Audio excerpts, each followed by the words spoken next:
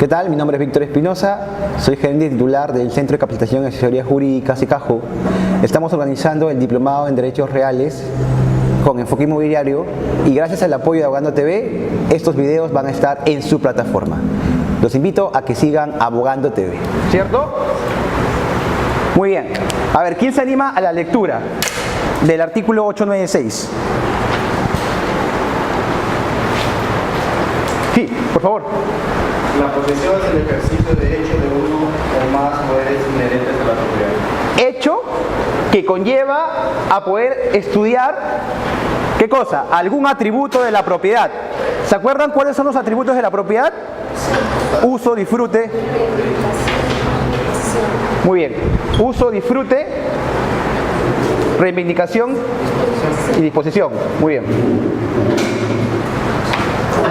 ¿Dónde está esto regulado? ¿En qué norma? 923. 923 del Código Civil, correcto. Es decir, si encontramos a un sujeto de derecho, ejerciendo algún atributo de la propiedad, ¿qué sería entonces? Un poseedor. Esto en líneas generales, porque va a haber casos en los cuales no estamos frente a un poseedor y estamos frente a un, ¿cómo se llama esto? Servidor. ¿Quién me ayuda con la lectura del artículo 897? ¿No es poseedor quien encontrando? Sí. Sí. Artículo 197, servidor de la posesión. No es poseedor quien encontrándose en relación de dependencia respecto a otro, conserva la posesión en nombre de este, en cumplimiento de órdenes e instrucciones suyas. Muy bien. Es decir, yo puedo tener el contacto físico, ¿cierto? Pero mi contacto físico tiene una relación de ¿qué? Dependencia. La dependencia se puede evidenciar no solo desde un punto de vista laboral, como algunos creen, ¿no? Sino también otro tipo de dependencia. Por ejemplo, una dependencia económica. ¿Cuántos de ustedes quizás viven con sus padres, con algún familiar, y ellos los alojan en sus viviendas? ¿Eso es una dependencia? Sí. ¿Qué necesitas para poder vivir en ese momento? Un lugar. Dependes de una casa, una vivienda. Eso es un tipo de dependencia. Ahora la pregunta es, oye, pero yo no le hago caso a mi padre, a mi madre. Yo no tengo órdenes e instrucciones. ¿Sería eso correcto? En realidad, las órdenes e instrucciones se pueden ver desde un punto de vista muy general. Por ejemplo, cuando te imponen un horario de entrada o salida de la casa. Cuando te dicen, oye, tú no puedes hacer fiestas en la casa porque es mi casa. En cambio, si tú fueras propietario exclusivo del bien, no te vas a limitar, salvo hay un reglamento interno dentro de, por ejemplo, un departamento. Pero dentro del aprovechamiento, del uso, disfrute, esto lo haces en beneficio propio.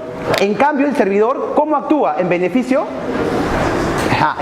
ajeno. Correcto, en beneficio ajeno. Ojo con este dato. Yo voy a subrayar que solamente nos encontramos frente a un poseedor cuando hay un uso y disfrute. Y al uso y disfrute le vamos a llamar facultades. ¿Ok?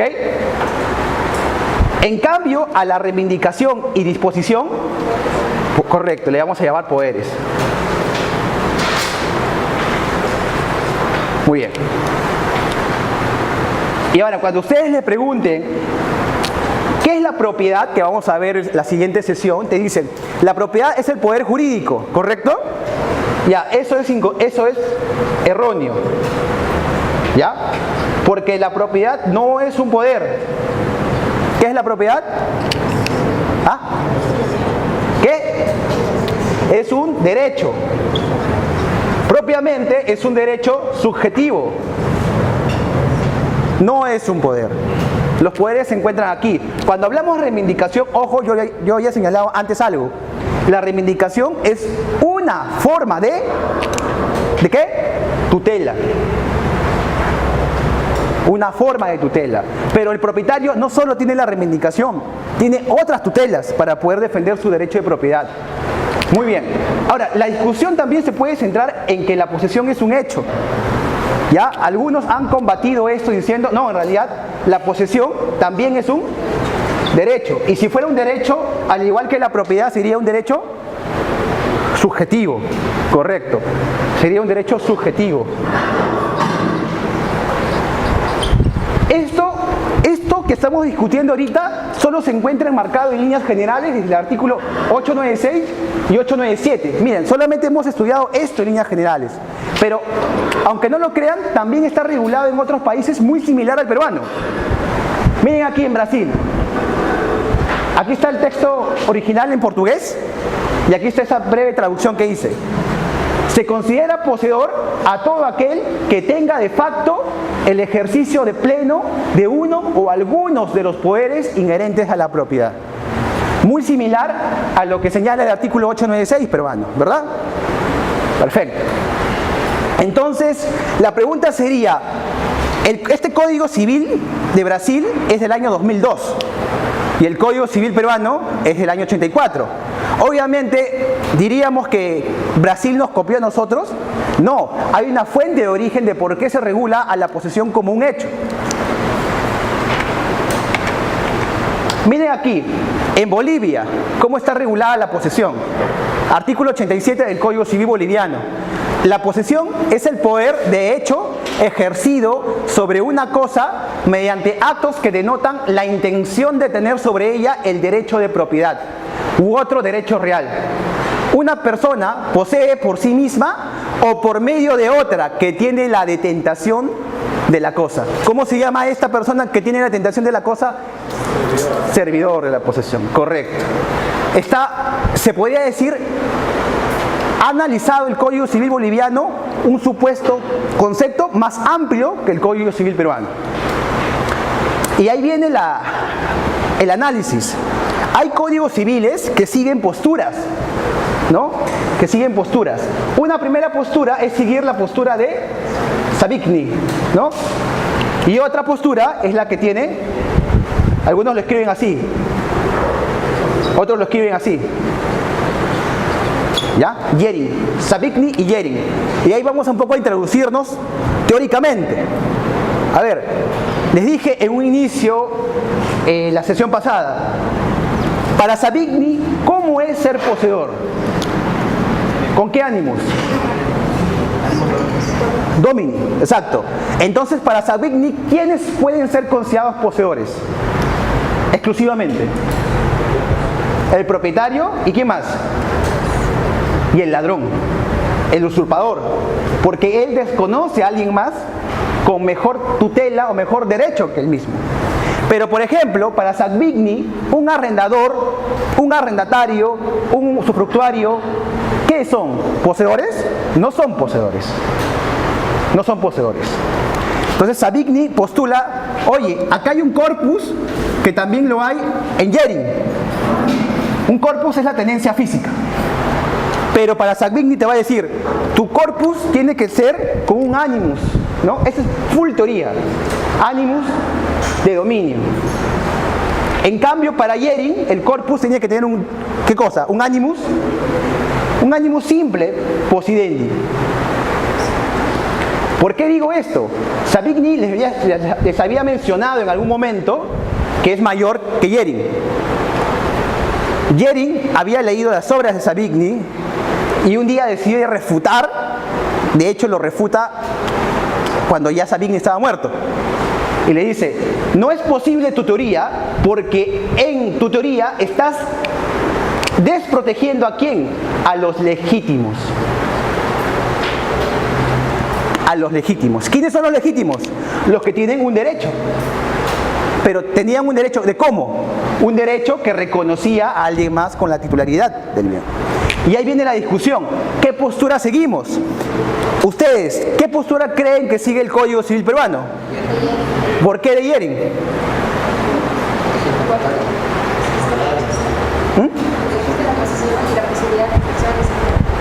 Ya, muy bien. Pero la prescripción adquisitiva de dominio, que bien lo dice la compañera, que está regulado en el MED 50, te dice que tu ánimos ¿cómo debe ser? Y si es domini, tendríamos que ir a Savigny. En realidad no es una postura en estricto de Savigny o Jering. Puede ser una postura ecléctica inclusive, ¿no? Hay otros autores muy buenos también que pueden complementar su estudio.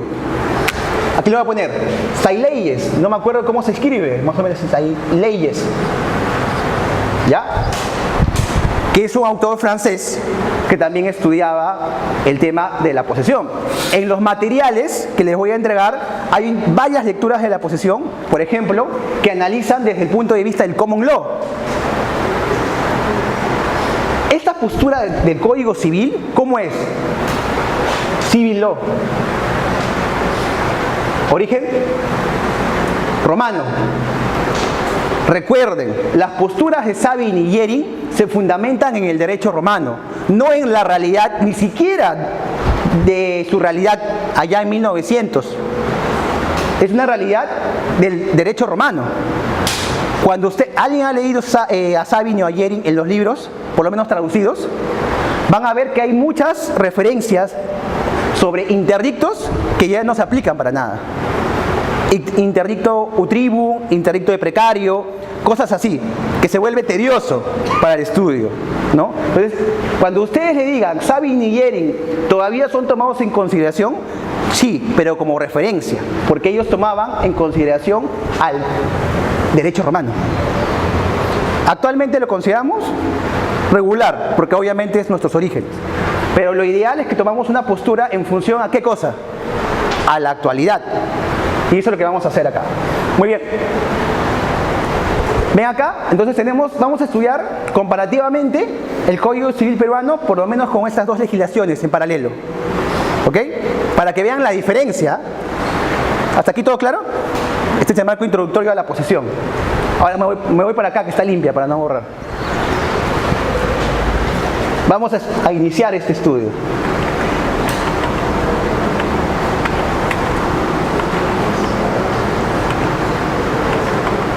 Vamos a iniciar el estudio desde tres perspectivas. La posesión desde el hecho jurídico, la posesión desde el sujeto y la posesión desde el objeto.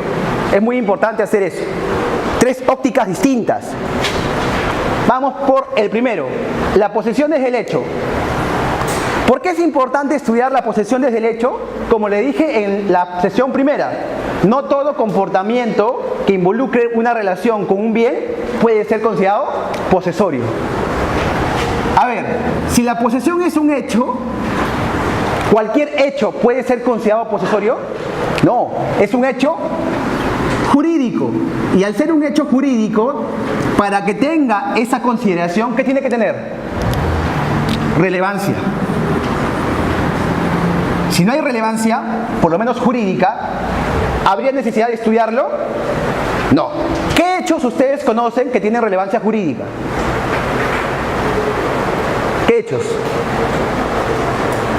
La muerte, el nacimiento. ¿Qué más? Desde los reales, ¿cuál sería? Un huaico, por ejemplo, es un hecho jurídico determinante, como lo que pasó en el 2017. ¿Por qué? Porque era una forma de extinguir la propiedad. ¿Qué más? ¿Qué otro hecho jurídico a ustedes les interesaría discutir? Otro. Imaginemos que dos camiones se chocan entre sí y este camión tiene azúcar rubia y este camión tiene azúcar blanca, ¿no? Y se mezclan. ¿Es posible separarlos? No. ¿Cómo se llama esto? ¿Cómo se llama esto en el derecho? Es un hecho, ¿ah? ¿Cómo? Mezcla. Se llama mezcla. Exacto. La pregunta del derecho sería, ¿a quién le pertenece esa mezcla? ¿Tiene relevancia jurídica? Sí. ¿Está regulado en el derecho? Sí. Otro. Tú tienes un cuadro, un lienzo, está vacío. Y viene una persona, tu amigo, y decide pintarlo. y pinta la Mona Lisa. Bacán. La pregunta es, desde el punto de vista del derecho, ¿quién es el dueño de esa obra de arte? No del cuadro, no de la pintura, de la obra de arte. ¿Quién sería el dueño? Esas relaciones jurídicas también las estudia el derecho. ¿Ya? Entonces parte de un hecho que tiene relevancia jurídica. Pero no olvidemos también que existen, ¿qué cosa? Además de hechos, ¿qué existen? Acto jurídico. ¿Y cuál es la diferencia entre un hecho jurídico y un acto jurídico? ¿Cuál sería la diferencia? La voluntad, muy bien. ¿Dónde hay voluntad? ¿Ah? ¿En el acto? ¿Sí? Muy bien, en el acto. ¿En el hecho jurídico nunca hay voluntad? Sí hay voluntad. Pero ¿cómo se diferencia? Que en el hecho jurídico, a pesar que haya voluntad, es irrelevante. Es irrelevante, salvo algunos supuestos, ¿no? Donde la voluntad se analiza, por ejemplo, responsabilidad civil. La voluntad también tiene que ver, salvo supuestos objetivos de responsabilidad civil, ¿no? Pero aquí en el acto jurídico, ¿cómo es tomada la voluntad? Con mayor relevancia, ¿cierto? Algunos inclusive han asemejado en el libro del acto jurídico, lo denominan como negocio jurídico, ¿no? Negocio jurídico. Entonces, acá hay voluntad. La pregunta sería muy sutil.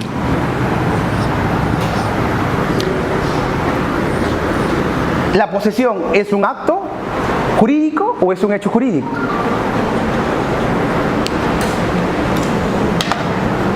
La posesión sería un acto o un hecho jurídico. Porque hemos dicho a cada rato desde el inicio, ¿no? La posesión es el ejercicio de hecho de uno o más poderes inherentes a la propiedad. ¿Es un hecho jurídico o acto jurídico? A ver, están ahí. Acto o hecho. Ya los confundí. ¿Se acuerdan que les dije anteriormente, en la primera sesión? Hay 3 elementos para determinar si estamos frente a una situación posesoria o no. ¿Cuáles son esos 3 elementos? ¿Ah? Primero, ¿cuál era? Conocimiento, voluntad y luego susceptibilidad de aprehensión a favor de uno, ¿no? O asignación patrimonial, se podría decir. Si yo tengo como presupuesto esos elementos, ¿la voluntad es irrelevante o es relevante? Es relevante. Aunque no lo crean, hay autores, Rómulo Morales Herbias, en su libro Patologías y Remedios de los Contratos. La posesión es un acto jurídico, tal y cual. Siendo un acto jurídico, la pregunta sería mucho más fácil. ¿La posesión entonces qué es? Es un derecho. Y es un derecho patrimonial, como tal. Es un derecho patrimonial.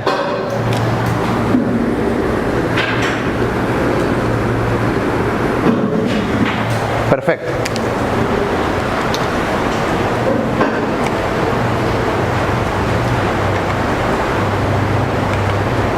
Vamos a la posesión desde el sujeto. Y aquí es bien interesante para discutirlo. ¿Recuerdan cuando ustedes llevaron su clase de personas? Les enseñaron capacidad de goce y capacidad de ejercicio, ¿verdad? ¿Cuándo una persona es sujeto de derecho? ¿Correcto? Yo te hago una pregunta. ¿Cuál es tu nombre? Elgar. Elgar. ¿Dónde vives tú? ¿En una casa o un departamento? Casa. Una casa. ¿Alguna vez has ido a un departamento? ¿De un familiar, un amigo? Sí, ya. Estos departamentos, por ejemplo los que están al frente de la Católica, tienen un régimen especial, ¿verdad? ¿Cómo se llama ese régimen? Bajo que se regula propiedad exclusiva y propiedad común, ¿no? Antiguamente propiedad horizontal. Ya. ¿Qué pasa con ese régimen? ¿Quién administra los condominios? Presidencia. ¿Cómo se llama eso? Junta de Propietarios. La Junta de Propietarios toma decisiones administrativas, ¿cierto? hasta tiene RUC para administrar, puede contratar personas. La pregunta aquí es, ¿la junta de propietarios es un sujeto de derecho? Por su constitución. ¿Es un sujeto de derecho? ¿Sí? Claro, podría tener responsabilidad. ¿La junta de propietarios es un sujeto de derecho? ¿Sí o no? Si está representado, Ya. asume responsabilidad, obligaciones. Ya, ahí te tengo una respuesta. Un poco para que analices el fondo. ¿Alguien ve tributario aquí? ¿Nadie? Yo tampoco, pero hay una norma que te dice, para fines contables y tributarios, tal persona o tal entidad va a contar con una ficción legal. Y esa ficción legal, ¿qué le va a otorgar? Personalidad jurídica, solo para fines de contribución. Por ejemplo, los contratos asociativos. En estricto, ¿es persona jurídica? ¿Tiene personalidad jurídica? No la tiene. Solo lo tiene para un fin en específico. ¿Qué cosa es? Tributar. La junta de propietarios, ¿para qué tiene personalidad jurídica ficticia? Para administrar, para representar ¿qué cosa? Quizás también los derechos de los propietarios, pero no tiene personalidad jurídica, no es sujeto de derecho. Tanto así que no tiene bienes propios. ¿Tú tienes bienes propios? Sí. Puedes decir, si compras una casa, ¿dónde lo registras? Público. ¿Una junta de propietarios puede adquirir bienes propios? No, solo administra. ¿Quiénes son los dueños de los bienes? Los propietarios. ¿Ven? Ahí va la diferencia. A lo que voy es que para poder ejercer cualquier derecho patrimonial, tienes que tener ¿qué cosa? Personalidad jurídica. Personalidad jurídica. Ahora sí voy a borrar esto. Y hay, por ejemplo, un sujeto de derecho especial que tiene personalidad jurídica, pero todavía no nace. ¿Cómo se llama esa persona? El concebido. El concebido puede disponer de sus bienes. No por lo menos voluntariamente. Lo tendría que hacer mediante ¿qué cosa? Mediante su... ¿Por qué? ¿Quién sería su representante en este caso? Si es concebido. Su padre, su madre, ¿no? El concebido. El concebido. El concebido, ¿qué tiene? Derecho de goce, mejor dicho, capacidad de goce, ¿sí? Capacidad de ejercicio, ¿sí o no? ¿Seguros? Ya. ¿Y qué es goce y qué es ejercicio? ¿Qué es esta capacidad de goce y ejercicio? Es importante, ¿ah? Porque si yo no puedo disponer de un bien, tengo limitado algo. ¿Qué es la capacidad de goce? ¿Y qué es la capacidad de ejercicio? Eso lo deben saber de memoria porque han llevado personas. Muy probable quizás con Espinosa. ¿Con quién más enseña personas? Barsi. ¿Quién más enseña personas? Profesor, no sé. Yo llevé personas hace muchos años. No voy a decir la profesora. Pero ¿qué es la capacidad de goce y qué es la capacidad de ejercicio? ¿Qué es? Titular de derechos y obligaciones, y el ejercicio, ¿qué sería? La posibilidad de actuarlos. Más simple, actuarlos. Y la capacidad de ejercicio se puede dividir, ¿no? Algunos ya no le dicen, ¿no? Pero yo lo conocía así, como incapacidad.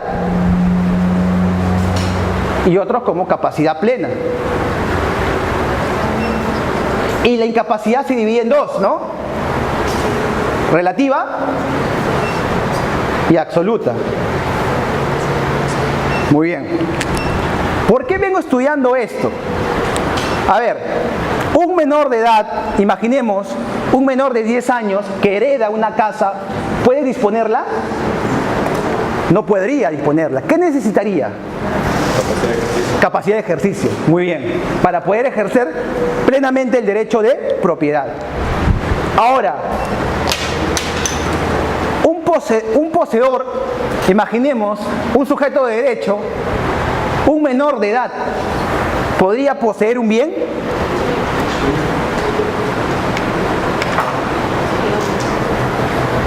¿Pueden los niños ejercer la posesión? Leamos este ejemplo. Vamos a poner un ejemplo. Un menor de edad de 11 años comienza a ocupar una vivienda abandonada con un grupo de amigos también de la misma edad. Y están ahí hasta los 21 años. Y uno de ellos comienza a estudiar Derecho. Y dice, oye, me han enseñado en reales que si yo poseo por 10 años, puedo prescribir un bien. ¿Qué te parece si nos reunimos y vamos ante el notario y prescribimos esta casa que está abandonada hace más de 10 años? Nosotros tenemos prueba que estamos ocupando la casa. ¿Qué va a decir el notario? ¿Procede o no procede la prescripción? Además, mira, tienen los planos visados, todo. Imagínate. ¿Qué te va a decir el notario? ¿Es válido o no es válido? ¿Por qué? Si uno puede ejercer posesión, ¿o desde cuándo uno puede ejercer posesión como persona natural? ¿Desde que nace? ¿Cuándo uno puede ejercer posesión? ¿Cuándo qué? Cuando es mayor de edad, ya. Cuando tenga capacidad, va de la mano, porque yo me puedo emancipar antes. Muy bien, ¿sí? Entonces, sí, desde que nace, pero tendría un tema de incapacidad. Absoluta. La relativa la adquiere ¿cuándo? 14 para más. Y aquí es mi posición, ¿ah? No quiero que la compartan si no están seguros, pero mi posición por un tema de seguridad patrimonial es que los poseedores tienen que tener capacidad de goce y de ejercicio plenos. De goce y de ejercicio para ejercer. ¿Qué hemos dicho? Que la posesión es un derecho patrimonial, al igual que cosa, que la propiedad. Entonces, si la propiedad está restringida a que tenga capacidad de ejercicio pleno, igual lo sería la posesión. ¿Ven? Muy bien. Otra pregunta.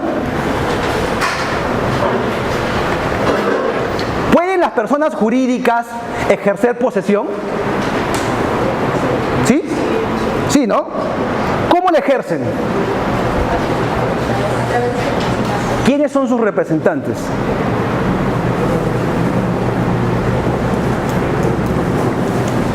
A ver, los que aparecen en su partida registral. ¿Sí? Ya. Yo les voy a decir dos diferencias. Es correcto lo que dice la compañera.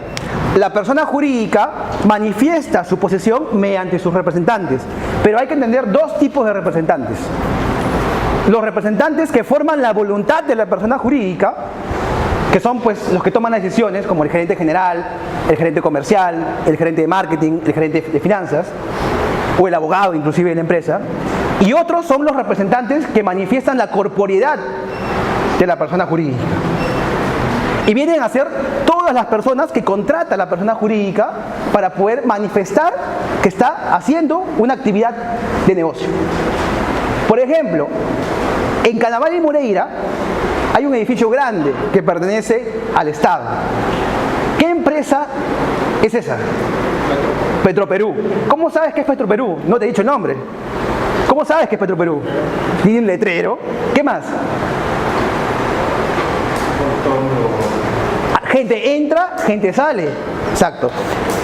Hay un portero, hay un sistema de seguridad porque tú no puedes entrar como quieras, ¿verdad? Entonces todas las personas, desde el portero, el contador, el asistente, el practicante, ¿qué demuestran? Que Petroperú está ejerciendo actividad económica. Y por ende también ese edificio está siendo poseído ¿por quién? Por Petroperú. Pero también dentro de Petroperú hay otros institutos que demuestran que una parte de Petroperú está siendo arrendada. ¿Quiénes están en Petroperú? En el edificio de Petroperú. Ministerio de Vivienda. La Presidencia del Consejo de Ministros.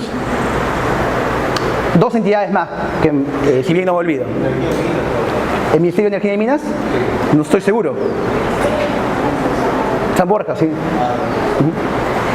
Entonces, toda esa connotación de personas demuestran que la persona jurídica se representa mediante dos: sus representantes legales y sus representantes administrativos. Legales y administrativos. ¿Una persona jurídica puede prescribir un inmueble? ¿Puede ganar por prescripción un inmueble? Sí. ¿Cómo lo va a hacer? ¿Solamente por la toma de decisiones quizás de sus accionistas? No, tiene que manifestar ¿qué cosa? Que hay actividad económica. Va a poner a una persona a cuidar la casa, el terreno, va a comenzar a hacer actividades económicas, va a decir, oye, yo vengo pagando la luz, el agua, ¿cierto? Acá hay fotografías de que cómo yo estaciono los camiones, que hago reparto. Aquí está, la prueba. ¿Acaso el que va a prescribir son los que cuidan? No, sino la empresa. La empresa en sí misma. Esa es la diferencia. ¿Bien? Entonces llegamos a la primera pregunta. ¿Un menor de edad puede poseer? Desde mi punto de vista, no. No puede. Tiene que tener capacidad de ejercicio pleno. Habría un tema de inseguridad jurídica si es que le otorgamos ese beneficio. Segunda pregunta. ¿Una persona jurídica puede poseer? Sí. ¿Mediante quién? Sus representantes, que son de dos tipos. ¿Ok? Perfecto. Sigamos. Pregunta. Sí. Sí, porque yo lo digo, porque en realidad puedes tomar postura. Puedes tomar una postura. Es que legislativamente no hay ni restricciones ni aseveraciones de que un menor de edad pueda poseer. Porque si a un menor de edad le dan en donación un bien inmueble, puede más adelante adquirir el derecho de propiedad. Si le dan de donación ya es propietario. La pregunta es, ¿está ejerciendo posesión? No. Esa es la diferencia. Por ejemplo, ¿qué pasa si un menor de edad está poseyendo desde que tiene 15 años hasta que tiene 25? ¿Ya? Yo te hago la pregunta, ¿desde cuándo es considerado poseedor para poder iniciar el cómputo del plazo prescriptorio? Algunos dirían desde los 18, porque desde los 15 no tenía DNI. Bueno, por lo menos va a presentar su DNI amarillo. ¿Es amarillo o ya es azul ya? Amarillo, ¿no? ¿Quién le va a otorgar a un menor de edad que cambie el pago de luz a agua? Ninguna entidad. Que cambie, por ejemplo, el pago de impuestos ante la municipalidad. Nadie. Se vuelve inviable una prescripción, por ejemplo, de un poseedor menor de edad. Sí.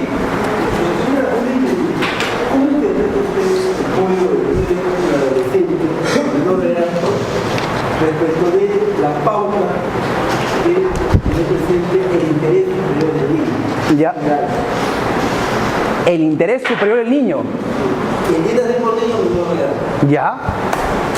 ¿Para qué? ¿Para fines patrimoniales? Para fines de lo que se está discutiendo, que es el ejercicio del derecho de posesión.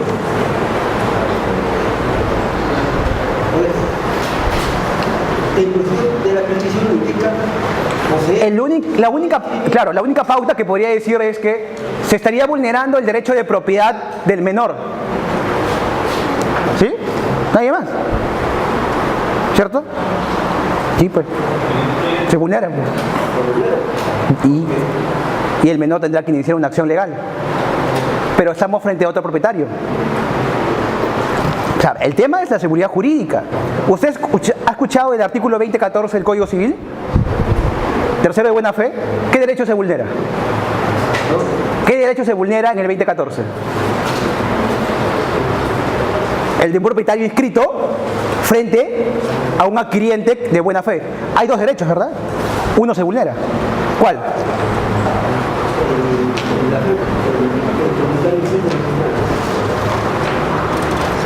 ¿Por qué se vulnera? Porque se prefiere ¿Por un tema de qué cosa? la institución De seguridad jurídica. Esa es la aseveración. es un castigo al propietario inscrito por haber sido negligente y no haber cuidado con lo que él tiene. Correcto, exacto. Al 5, entendiendo que es de bueno para él. A lo que voy es que, ¿por qué también no se debería considerar a un menor para poseer, porque el menor puede estar manipulado por alguien más. ¿Por qué vamos a pensar de mala fe? Yo pienso de mala fe y de buena fe, pero me pongo en todos los supuestos. La norma dice que pensamos de buena fe, doctor. No dice que... La buena fe en los contratos, nada más. Es discutible, pero por un tema patrimonial de seguridad jurídica, sí tendrías que tener capacidad. ¿Ok? Suave con los audios. Sí, suave con los audios. Sigamos, sigamos.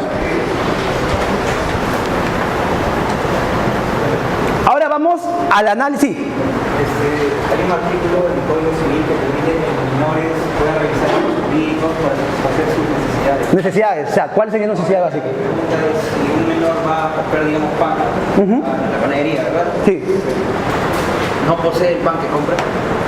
es un bien consumible. Sí. ¿Quién le da la plata? Él mismo. Sí, sí lo posee. Pero me está diciendo que no. Inmobiliariamente no.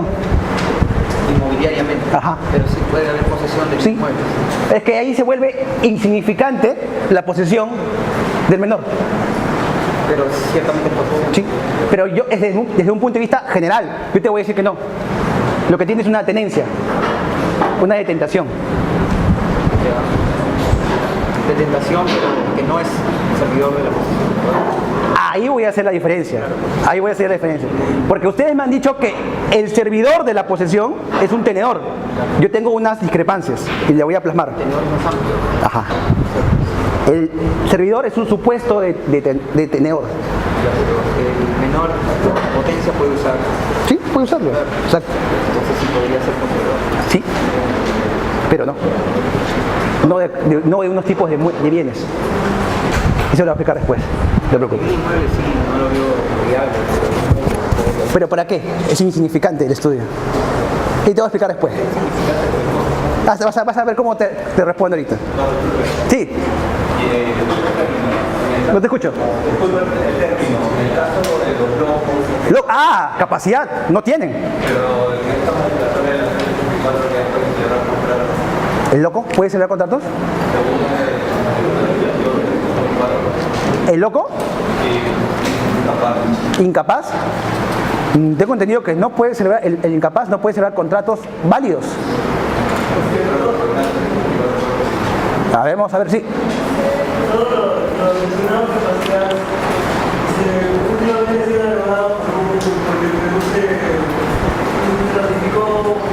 Decreto legislativo. Sí, que le dieron poderes. Sí, pero igual sigue habiendo ese tipo, capacidad de ejercicio y capacidad de goce. Es igual. Solo que ha variado los supuestos de las personas que tienen, se puede incluir entre capacidad relativa o absoluta. Ya no la están usando. Yo me he educado con este concepto, de hecho. ¿Sí? Analizando el tema de la posesión, Sí. se puede dar una posesión a través de una asociación, es decir, yo tengo mi padre que vive poseyendo el bien 5 años, un bien inmueble, y fallece. Entonces yo, hija, puedo adquirir la posesión mediante una asociación, o sea, puedo computar después el plazo 5 años más y hacer mi restitución. Se suma. Suma de plazos posesorios por sucesión. Actualmente hay una postura tendiente a eso, pero no hay ninguna norma que lo regule. La modificatoria, mejor dicho, la propuesta de modificación del Código Civil, el anteproyecto, propone eso. La suma de plazos posesorios mediante sucesión, si es viable. O sea, yo puedo hacer un proceso de restitución por una asociación. ¿Podría ser yo? Sí, no lo prohíbe. Exacto, no lo prohíbe. Ahí también me dices, cuando no lo prohíbe, lo regula. Actualmente es posible eso. Sí. Porque el artículo 8 ¿Qué? Suma de plazos posesorios. válidamente el bien. ¿Cómo? Dice transmitir válidamente el bien. ¿Qué entiendes por transmitir válidamente el bien? ¿Siempre negocio jurídico? Puede haber otros actos jurídicos unilaterales. Interpretación extensiva. ¿Vas a revisar el anteproyecto conmigo? Sí. ¿El interés superior del niño otra vez? No. Ya. Respecto a la pregunta que precede, Sí. ¿cuál es su opinión respecto de las sumas de los extremos posesorios? Es decir, yo puedo demostrar el año 1 que estuve, pero no puedo demostrar el 2, el 3, pero sí el año 10. Ya, esa es una presunción legal. Está regulado en el Código Civil. ¿Que es válida? Que es válida, siempre y cuando no haya otra persona que haya demostrado que ha poseído en el intervalo de tiempo que usted está presumiendo poseer. Es válida, permite llenar vacíos legales. Vamos a verlo también, el tema acá. ¿Ya? ¿Me permiten terminar con el tema del análisis? Para poder... Tengo la percepción que la judicatura quiere que efectivamente se denuncie cada año. En cada año. Porque la norma dice moción continua. Continua. Pacífica, pública, ¿Pero qué es continuidad? por eso continua, ellos entienden que efectivamente debe cada año. La continuidad se tiene que ir apoyado también de las presunciones legales, si no, no existiría. Si no, no existiría. Imagínate, ¿sabes que hay una modificación? Lo dije también, de que ahora el Estado se presume poseedor de sus propiedades. ¿Por qué hizo eso? Porque era incapaz. O sea, me refiero a incapaz de que no podía evitar que lo invadan. Entonces, ¿qué hizo? Ah, ya, me lavo las manos rápidamente y pongo una norma prohibitiva. Listo. Igual. Ojo que la jurisprudencia como que no es tan vinculante en algunos casos, ¿ah? Sigamos. Estamos aquí. La posesión desde el objeto. Y esta es más bonita, ¿ah? No todos los objetos son susceptibles de posesión, ¿cierto? Por ejemplo, los bienes protegidos por Constitución o normas especiales, ¿no? Bienes del Estado. Bienes de dominio público, ¿cierto? ¿Qué más? ¿Qué otros bienes no son susceptibles de posesión? Los res nullius, hasta que alguien más lo aprenda, ¿cierto? Un ejemplo de res nullius: una piedra donde, en el mar o en la casa, así tirado. ¿A quién le pertenece los res nullius? A nadie, ni al Estado. Exacto. Salvo que sea un mineral. Porque si es un mineral, ¿a quién le pertenece? Al Estado. Muy bien. ¿Qué más no son susceptibles de posesión? Los bienes perdidos. Los bienes perdidos no son susceptibles de posesión. Pero me dirán, oye, eso es imposible. No, sí es posible. ¿Tienes ahí la norma? Sí, está. ¿Tienes bienes perdidos?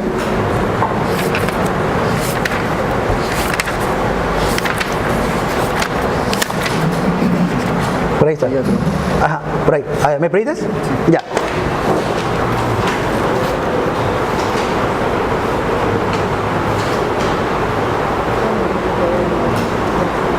Acá está. Artículo 932 del Código Civil.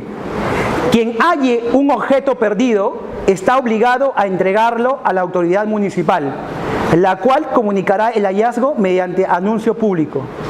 Es decir, si tú encuentras un bien perdido, ¿tienes la obligación de qué cosa? Ajá, exacto. Y si no lo haces, ¿qué pasa? ¿Qué pasa? En 10 años, 10 años, no, en 4. En 4 cuando son bienes. Bienes muebles, exacto. Pero, ¿qué puede pasar? Es tan peligrosa la norma actualmente con la tecnología que si tú hayas un celular, imaginemos, que tiene ese tipo de rastreador y tú no lo devuelves, ¿qué te pueden acusar a ti? Correcto. Hay que tener cuidado. La norma civil también puede ir de la mano con la norma penal. ¿Ven? Entonces, un bien perdido se puede poseer, no desde el punto de vista legal, no debería. 932 del Código Civil. Ahora, si pasan 3 meses, dice, ¿no? Y no hallan al dueño, ¿quién se lo queda? La policía, ¿no? Ah, se venderá en pública. Ah, yo pensaba que se lo quedaba la policía. 50-50. Ah, ya, qué bacán. Muy bien. Sigamos. Decías, el loco, por ejemplo, ¿no? Plaza San Martín. El loco migraña, vamos a poner así, el loco migraña, tiene una banqueta donde duerme todos los días y ha puesto su nombre, loco migraña, en la banqueta. Y un día tú te sientas en la banqueta del loco migraña. Estabas medio ebrio quizás. Y el loco migraña te dice, quiero ejercer mi atributo de propiedad frente a ti, oponibilidad, sal de mi banqueta. Ahí está, mi nombre, yo soy el dueño, soy el poseedor. ¿Sería poseedor el loco migraña? No. ¿Por qué? Y además, ¿qué cosa? Es el loco migraña. No distingue entre el bien y el mal. Primero no puede poseerlo, mucho menos prescribirlo. Además no tiene raciocinio sobre las cosas. ¿Se puede poseer un parque? No. De hecho en San Martín quería vender un parque de dominio público. Menos mal que ya se quedó el alcalde. ¿Nadie vive en San Martín? No, es peligroso, no vivan, no compren ahí. Sí. Mejor está Los Olivos. Sí. Bienes protegidos por la Constitución. Artículos 88 y 89. Por ejemplo, los bienes de la comunidad campesina y nativa. Tenía un caso hace tiempo de unos usurpadores que se habían metido a poseer terrenos de una comunidad campesina y nativa. ¿Y cuál era el problema? Que ellos tenían 20 años y los estaban desalojando. ¿Nosotros podríamos plantear la prescripción a favor de los usurpadores? No, porque hay una protección constitucional que dice que los bienes de la comunidad campesina y nativa son imprescriptibles. No los puedes adquirir por prescripción. O sea, hay una protección especial. Otros, por ejemplo, artículo, si bien no me olvido, 72 de la Constitución. Dentro de los primeros 50 kilómetros de frontera no se puede ejercer ningún derecho real sobre territorio peruano a favor de un extranjero. Cualquier derecho de propiedad, posesión, que significa arrendamiento, u otro, no se puede. Sí. ¿En dónde? No he ido. Antes de la constitución de 79, Ajá. y antes de la revolución, hay infinidades de ciudadanos chilenos peruanos. Voy a apagar los ventiladores, sé que hace calor, solamente para escucharlos un ratito. Porque ya vamos a entrar al break, no se preocupen, así que vamos a estar. Ahora sí los puedo escuchar. Disculpen que les quite el aire, pero ahora sí se me facilita escucharlos. ¿Ya? ¿Ahora sí? ¿Me escuchan? ¿Ah? Voy a abrir la puerta para que se ventile. Comentaba que ¿En Tacna? Yo escuché Italia. donde comienza la patria, existe pues el producto de la ocupación, muchos ciudadanos chilenos peruanos chilenos, que tienen propiedades, que tienen posesión. Está mal, pues. Están dentro también porque la adquirieron cuando no había la restricción constitucional. Entonces, ellos son no solo posesionarios, pero también son propietarios. Y después viene la Constitución de 79 y la de 93, establecen esa restricción. Registros públicos, bienes nacionales, el Estado en general, nadie se ha accionado. ¿No los podemos expropiar? Nadie les ha expropiado, nadie los expropió. ¿Deberían expropiarlos? Los tienen. Por eso le hago la pregunta, no sé si no. La norma es constitucional. ¿Cuál es la finalidad de la norma? Siempre hay que estudiar la finalidad de la norma. ¿Evitar qué cosa? Ya tienen una finalidad de defensa del Estado, de defensa nacional, Ajá. pero estos derechos han sido adquiridos antes, no después. Ya. Estos señores tienen consagrados por derechos desde la época de la ocupación. Ya. Y han ido heredando los hijos. Pero la finalidad de la norma salió para que nadie que sea extranjero posea. Se aplica Debería también, desde que se da para adelante. pero también podría vulnerarlos. Desde el punto de vista, desde mi posición, sí podría vulnerarlos, porque la finalidad de la norma es que nadie posea. Confiscatorio, ¿no? Ellos la adquirieron antes. Sí debería. Porque acaso dice ahora la Constitución que se emita, por decir, en 2019, se emite una nueva Constitución, que hay muchas voces para eso, y dice que sea dentro de los 100 kilómetros, los pobres ciudadanos chilenos que adquirieron dentro de esos 100 kilómetros, Sí, deberían. van a ser confiscados. Es como una especie de expropiación. Porque tiene una finalidad la norma. Eso va contra el contexto de la normatividad internacional, de los derechos humanos, que también forjar el derecho por como un derecho humano. Cuestionemos la norma. Simplemente. De hecho, yo cuestiono la norma. Porque ¿cuál es la esencia de la norma? Proteger la seguridad del Estado se puede proteger con otros medios alternativos. Hay otras formas idóneas para proteger la territorialidad, además de esa prohibición. ¿No? Sí, ¿tenías una consulta? Pero los procesos por expropiación y seguridad, por también podría ser. Artículo 70. Sí, pues por eso. Pero la finalidad de la norma, ¿qué cosa es? Ya no tendría sentido actualmente. No veo sentido. Pero está la norma. Claro, porque en realidad la norma del 79 sale con qué gobierno. ¿Con qué gobierno? ¿Con qué gobierno sale la Constitución 79? Con Velasco, ¿no? Morales Bermúdez. Pero Velasco lo sucedió. Velasco lo sucedió. Ese tema se da porque estaba también en el contexto de un post posible de guerra con Chile. También. La ley tiene contextos políticos y militares en algunos casos. Sigamos. Sigamos para no trazarnos. Por ejemplo, ¿se acuerdan que yo le dije que los bienes perdidos no pueden ser materia de posesión? Esta norma también lo regula. Adquisiciones ad non domino, reguladas en el artículo 948. ¿No? ¿Recuerdan que estamos viendo también la forma de transferir propiedad? ¿Cómo se transfiere la propiedad? Título y modo. ¿Título qué sería? La causa o origen del derecho. Y el modo, el perfeccionamiento de esta transferencia. Por ejemplo, si yo quiero pactar la transferencia de propiedad de un automóvil, en la cual yo te digo, ¿sabes qué? Yo te lo voy a vender. ¿A cuánto? ¿A cuánto? Yo te voy a vender un automóvil, el que tú quieras. ¿Qué automóvil quieres? ¿Cuál quieres? La verdad. Un Kia Picanto. ¿Seguro? No, pide más. Pide un auto que tú quieras. ¿Sabes manejar, no? No. Ah, con razón, no quiere. Alguien que sepa manejar. Ah, guau. No, algo que se puede manejar en el Perú. Un Jeep, una Jeep, por ejemplo. Una Jeep. Ya, $20,000. Y tú me dices, te lo quiero comprar, pero vamos a celebrar una forma de transferencia. ¿Cuál sería la transferencia? Desde el punto de vista teórico, la entrega en posesión. La traditio. La traditio, exactamente. Pero imaginemos que yo te lo voy a donar. Donación. ¿Cuál sería la causa u origen de la transferencia? Mi liberalidad. Donación. ¿Y cuál sería el modo de perfeccionarlo? ¿También la traditio? Inscripción. No. Para la donación te exige un requerimiento especial. No. No te exige escritura pública. Te dije que sea por escrito, que es distinto a escritura pública. Cuando los bienes muebles superan un cuarto de la UIT, te requiere la formalidad del Código Civil, que sea escrito. Está en el Código Civil.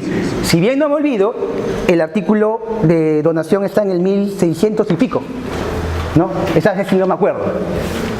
Ahí deben encontrar la formalidad, porque para cuando sea inmueble, el perfeccionamiento, ¿cómo se da? Mediante escritura pública. Entonces, cuando le digan a ustedes, ¿cómo se perfecciona la transferencia de propiedad inmueble? Tiene que ser, depende. Si es pura y simple con una compra-venta, basta la sola obligación de enajenar. Porque nosotros confundimos transferencia con venta. Y la transferencia no es solo venta, también puede ser una donación, una cesión de posición contractual, una consolidación. Otros tipos contractuales en los cuales hay una transferencia. En inmuebles, la donación, ¿cómo tiene que ser? Mediante escritura pública. Entonces te preguntan, ¿cuál es tu título? Mi donación. ¿Y cuál es tu perfeccionamiento? La escritura pública. ¿Cómo opera eso en las adquisiciones que no tienen un dueño? Por ejemplo, a ver, imaginemos, a ver, ¿quién me va a ayudar? Tú, caballero, para que no te duermas. Te digo, oye, mira, ¿sabes qué? ¿Me puedes agarrar este material? ¿Ya? Este material, no otro material, ¿eh? Este material. Y tú dices, ah, qué bacán. Y tu compañero al costado dice, oye, véndeme ese material. Cómprale. Ya, bacán. Y luego yo descubro que él tiene mi material. ¿Qué va a decir él? Yo lo compré de buena fe. Y yo presumí que mi compañero era el propietario. ¿Cierto? ¿Es eso viable? Sí. ¿Y quién transfirió a quién? El compañero que no tenía dominio del bien. ¿A quién? A otra persona que confió en una apariencia del derecho. Esa apariencia del derecho, ¿cómo la obtuvo? ¿Mediante qué cosa? Mediante la posesión. Pero esa apariencia tiene que estar resguardada con requisitos. ¿Cómo tú adquiriste ese folleto? ¿Me lo robaste? ¿Me lo robaste? No. ¿Lo extravié? No, te lo di voluntariamente. Calza dentro del supuesto del 948, vamos a leerlo. 948 del Código Civil. Chévere. ¿Qué dice el 948? Que tiene que ver con la apariencia en la posesión.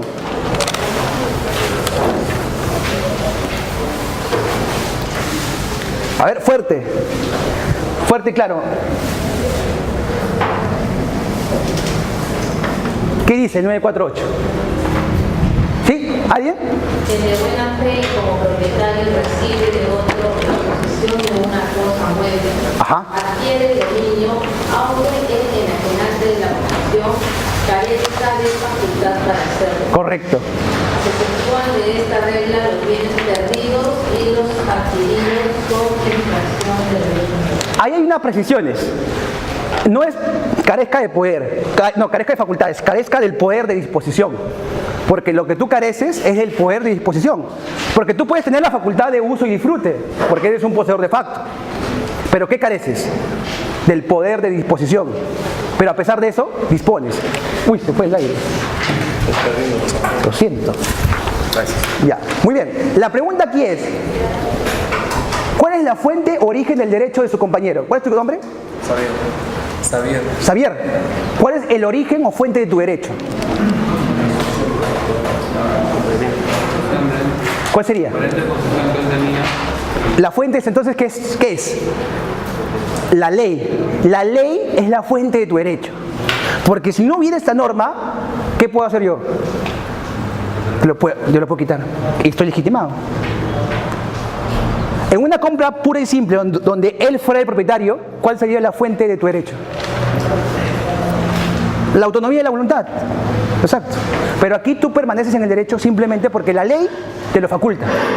Esa es la diferencia. Ya vamos a ver en un momento tipos o fuentes del derecho aplicados a transferencia de propiedad. Es muy importante. Recuerden que inclusive lo vimos en la primera sesión cuando dije, ¿cuántas fuentes del derecho tiene un contrato? Una. ¿Cuál es? La autonomía de la voluntad. ¿Cuántas fuentes del derecho tiene un derecho real? Contrato, acto jurídico unilateral, ley, ¿qué más?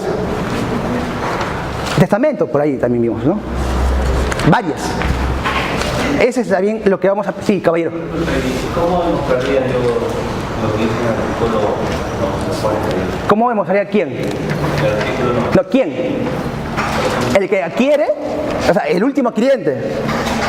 no, que yo pues